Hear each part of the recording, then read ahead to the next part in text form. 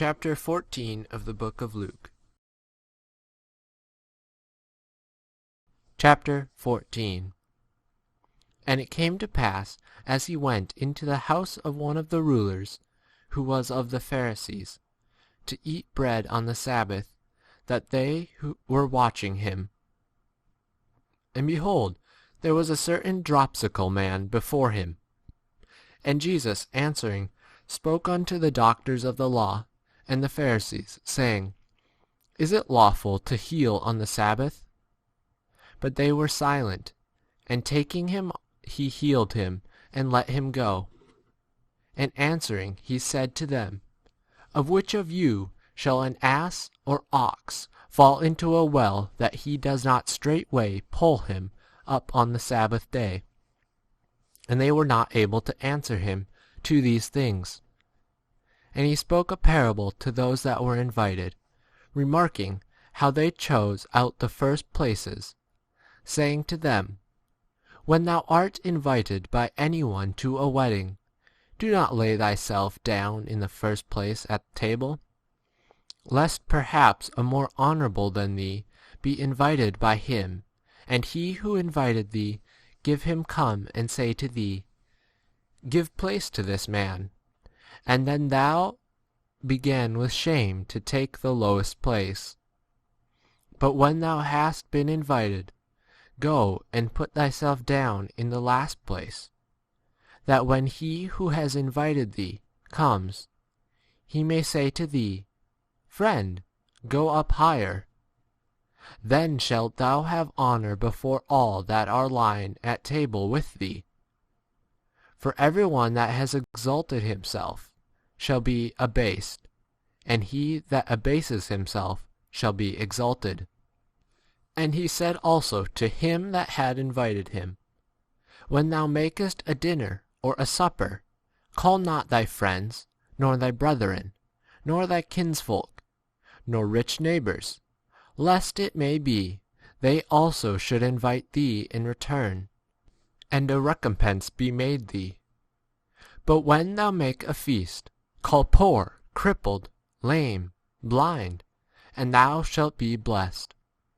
For they have not the means to recompense thee, for it shall be recompensed thee in the resurrection of the just. And one of those that were lying at table with them, hearing these things, said to him, Blessed is he who shall eat bread in the kingdom of God. And he said to him, A certain man made a great supper and invited many. And he sent his bondsman at the hour of supper to say to those who were invited, Come, for already all things are ready. And all began without exception to excuse themselves. The first said to him, I have bought land, and I must go out and see it. I pray thee, hold me for excused. And another said, I have bought 5 yoke of oxen, and I go to prove them. I pray thee, hold me for excused. And another said, I have married a wife, and on this account I cannot come. And the bondsman came up and brought back word of these things to his lord. Then the master of the house, in anger, said to his bondsman, Go out quickly into the streets and lanes of the city, and bring here the poor and crippled, and lame and blind. And the bondsman said, Sir, it is done as thou hast commanded, and there is still room. And his lord said to the bondsman, Go out into the ways and fences, and compel to come in, that my house may be filled. For I say to you, that not one of those men who are invited shall taste of my supper. And great crowds went with him.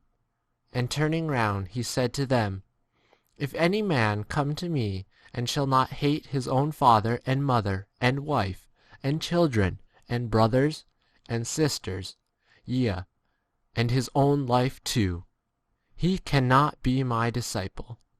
And whoever does not carry his cross and come after me cannot be my disciple.